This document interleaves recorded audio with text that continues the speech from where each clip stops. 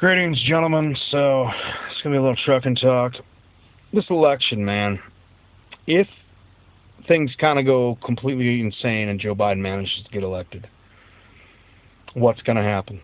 Do you think there's going to be regulations increasing? Do you think maybe we'll see, like, California emission standards nationwide? Do I think it's a good time to buy a truck right now? This is OTR Ogre and Corrigan. It's going to be a little trucking talk, a little philosophical trucking conversation. Like, link, and subscribe. Comment if you so choose. It's just my thoughts. I do believe in the idea you buy an old truck and, you get it load ready, like HT says. I definitely agree with him. Guy's got a lot of wisdom. Look up HT Logistics. He's a great guy. Funny, too. But I might do my situation. I might buy a brand new truck and just take care of it. And then I'll be doing the Load Ready series on my own truck. Because I want a truck that gets better mileage than... I got to do better than 6 to 7. I mean, shit. I know you can make money at that, but I'd like to do better than that. If I can be getting 8 to 10, I'd rather be getting up there, putting that money in my pocket. But this is a whole side conversation. If Trump gets reelected, obviously, market confidence will maintain. The COVID shit, fades away because eventually they're like, okay, we've tried to steal the country back using the COVID shit. Then basically what you'll see in that case is that, people start going back to work. People are finally off the chain. They're spending money. We may not have a, January through spring downtime like normal. We may see people just fucking cutting loose because they're like, finally, I'm free. Under Trump. And so market confidence increases. There'll be crazy good freight for probably 2, 3, 4 years until the next threat of the looming Democrat menace comes back.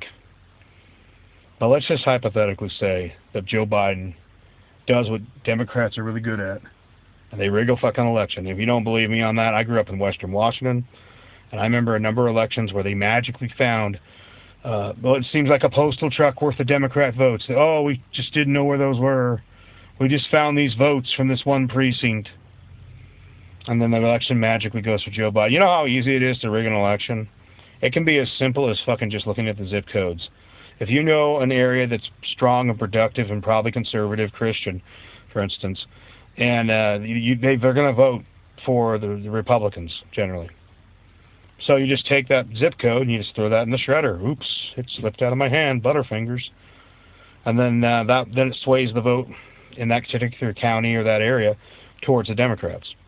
Yeah, I've seen that happen over the years. Would it surprise me the Democrats are doing it now? Well, are you seeing mail-in ballots in the fucking ditch? Hey, these are Trump votes. Why are they in a ditch? Hey, here's a whole dumpster stuffed full of these votes. Why are they here? The fact that it's, not more of a scandal than it is just shows you that when they talk about the mainstream media having a left-wing bias, it's fucking clear. So, could there be a President Joe Biden, and what are the ramifications? Well, much like with the whole ELD thing, most people were fighting a divided battle, like united we stand, divided we fall.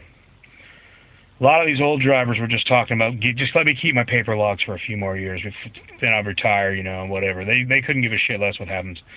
What everybody should have been fighting for is better laws.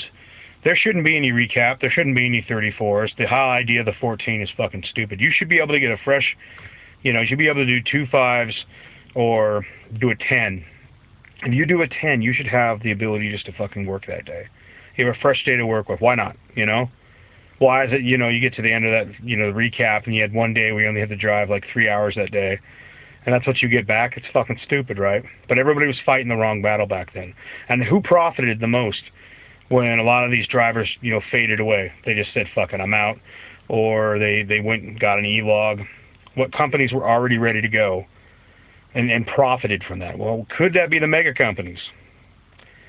So ask yourself, if California emission standards became a national thing, because, Joe Biden, he believes in that, carbon is the fucking problem and all that shit. And I'm not saying it's not. I'm just saying, there's a whole lot of other places in the world that are doing far worse than us.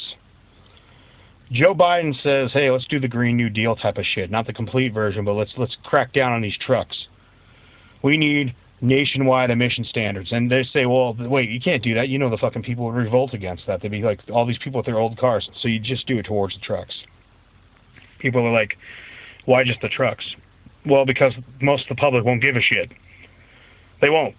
If it's just the trucks, and their food still gets on the table, and their food will still get to the table, because guess what? Those mega companies already have trucks that already fart-ferried us with this deaf shit. Well, how do the mega companies run their trucks? They get a truck and they keep it for 300 to 500,000 miles, usually around 400,000 miles, right around there. They turn that truck in and they sell it to some other dude. Gently used, as they like to put it. So some other guy buys it, and maybe he has to deal with taking the deaf shit off. Now, that's the key thing. Let's just say you get this old truck and you make it load ready. I highly recommend you watch the HT series on that great guy. Does great work. Well, let's say you got that old truck and you've deleted that system off there, or you got an even older truck and you're getting, 5 to 6, and you got these modern trucks using DEF that are getting anywhere from 8, 9 to 10, maybe more. And then one day they make these emission standards and they say, pull into this fucking building over here so we can do an inspection. And they hook up a hose. And you're sitting there, you're like, fuck. And they even look at your truck and say, where's your DEF shit? And you're getting like, what, a $10,000 fine or some crazy shit, because you know they're going to want to fuck everybody. So I hope you keep those parts.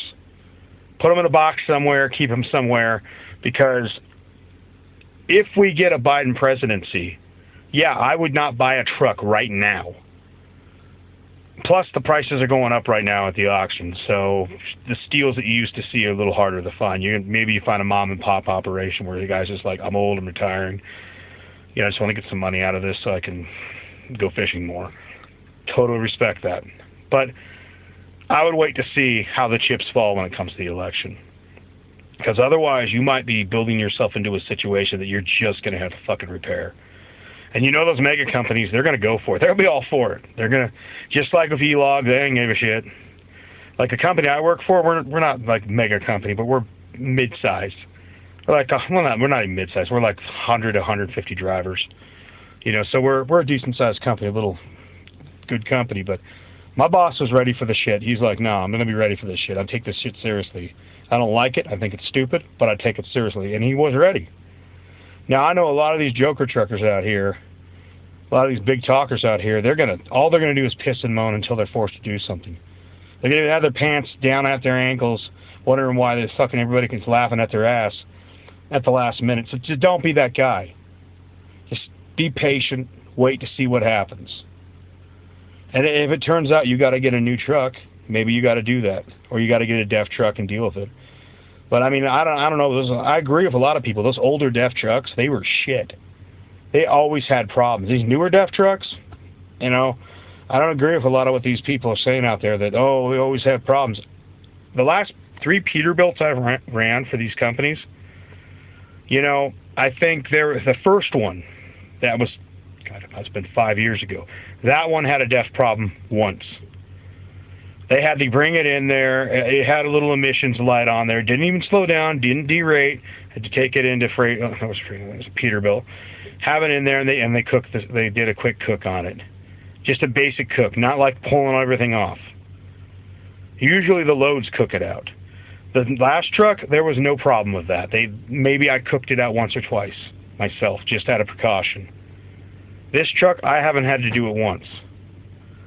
So even though I don't like the technology, the tech is getting better. I don't want to pay for the DEF. I don't want the parts on there. But if it comes down to it where they change the emission standards and we're all sitting there, acting, we're doing our little protest. Look, no offense to Ore-Ida. I know their heart's in the right place, but how effective have they been in the last number of years? The mega companies have money, power, and more sway than any fucking trucker does. And this is exactly what they want. They want all of us out of business. So it'll either be we have to upgrade and comply, or we die. So before you throw all your chips into something, just wait and see, how the waves crash on the fucking rocks when it comes to this election. Let's see what washes up on shore this time. But, I don't know. This is OTR Ogre and Corey. Like, link, and subscribe. Take it easy.